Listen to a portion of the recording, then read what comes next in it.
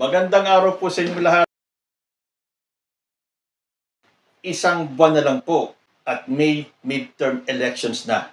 So sunod-sunod na po ang labas ng mga survey results na nagiging gabay natin kung sino ang pumapasok sa Magic 12.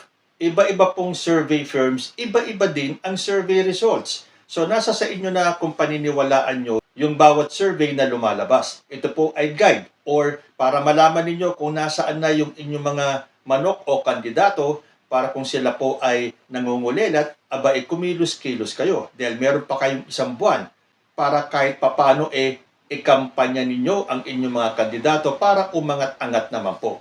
Ito pong latest survey ng Okta Research Tugon ng Masa ay isinagawa noong March 18, 2024.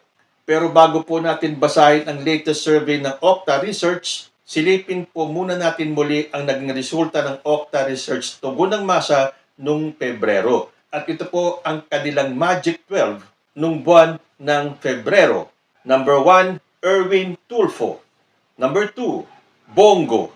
Number 3, Ben Tulfo. Number 4, Bong Revilla.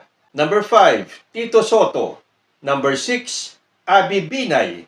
Number 7, Lito Lapid. Number 8, Camille Villar. Number 9, Manny Pacquiao. Number 10, Pia Cayetano. Number 11, Willie Revillame. And number 12, Amy Marcos. Mapanatili kaya nung 12 ito ang kanilang pwesto ngayon sa bagong resulta ng Tugon ng Masa for the month of March? Babasahin po natin yung top 30.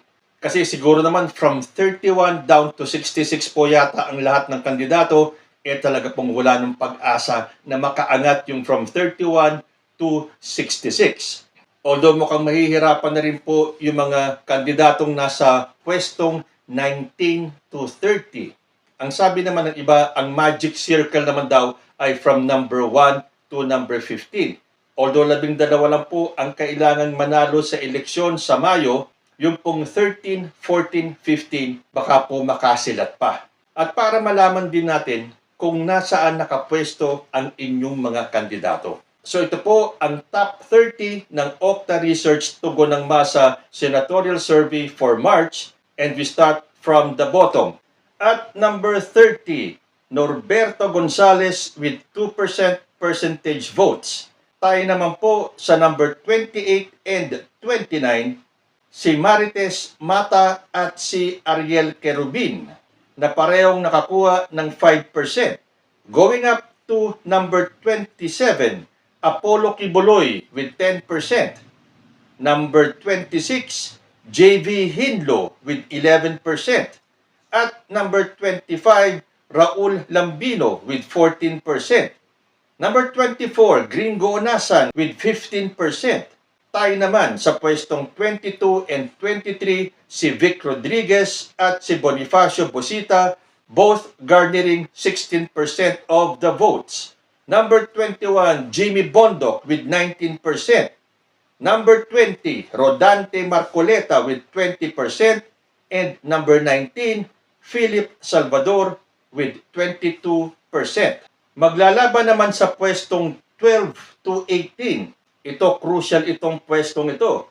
Meron tayong 7 pangalan na pwedeng maglanding sa Magic 12.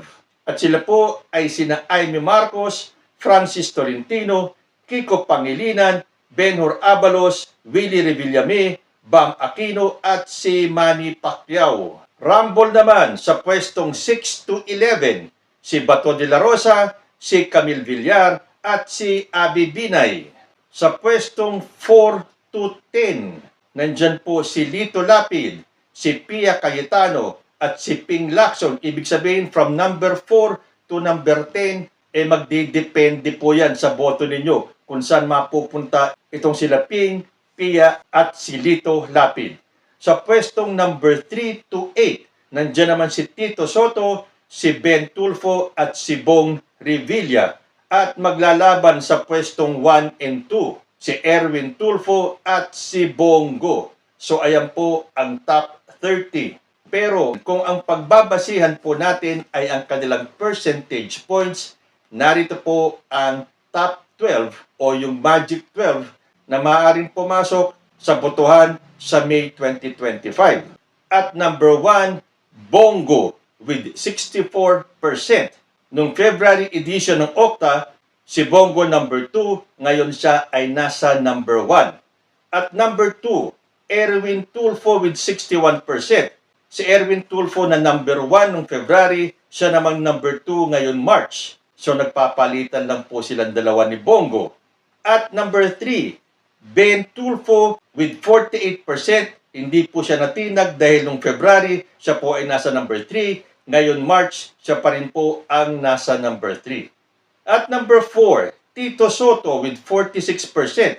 Si Tito Soto na number 5 noong February, siya ngayon ang nasa number 4. Number 5, Bong Revilla with 45%, na noong Febrero ay nasa number 4, bumaba siya ng 1 notch lower at number 5. At maglalaban sa number 6 and 7, si Lito Lapid at si Ping Lacson. So pwedeng si Ping ang maging 6, si Lito ang 7, or si Lito Lapid ang 6, si Ping Lacson ang 7, both garnering 42%. Si Lito Lapid nung February edition ay number 7, so siya pa rin ay nasa 6 and 7 ngayon. Si Ping Lacson nung February ay wala sa Magic 12, na ngayon ay nasa number 7. So ang laki ng itinalon ni Ping Lacson. At number 8, Pia Cayetano with 41%. Si Pia Cayetano na nasa number 10 February, tumaas ng 2 pwesto at ngayon ay nasa number 8 na. Number 9, Bato de la Rosa with 38%. Noong February, wala rin ang pangalan ni Bato de la Rosa sa Magic 12 at ngayon siya ay nasa number 9. So makikita natin, kahit na parehong survey firm, meron talagang naliligwak sa Magic 12, meron naman wala sa Magic 12, bigla na lang papasok sa top 12. Tatlong pangalan na lang. At number 10, Abby Binay with 37%. Si Abby Binay nung February edition ng Okta Research ay nasa taas at number 6. Ngayon bumaba po siya at number 10. At number 11, we have Camille Villar with 35%. Si Camille Villar ay nasa number 8 nung February. Ngayon siya ay nasa number 11. At dito sa number 12, tatlong pangalan po ang magpapatayan para makuha ang 12 spot. Kasi mag-aagawan sila Manny Pacquiao, si Willie Revillame, at si Ben-Hur Abalos na pare-parehong nakakuha ng 29%. Si Manny Pacquiao noong February edition ay nasa number 9. Si Willie Revillame noong February ay nasa number 11 at si Ben-Hur Abalos wala sa top 12 noong February edition ng Okta, pero ngayon maglalaban-laban sila nila Manny Pacquiao, Willie Revillame at Ben-Hur Abalos sa pwestong number 12. Sino kaya sa kanilang tatlo ang magwawagi at makukuha ang ika-12 pwesto? So itong 15 to 18, it will take a miracle para sila ay makapasok sa top 12. Dahil at number 15, we have Bam Aquino with 28%. At sa pwestong 16, 17, and 18 ay maglalabo-labo pa sina Kiko Pangilinan, Francis Tolentino, at Amy Marcos na pare-parehong nakakuha ng 27%.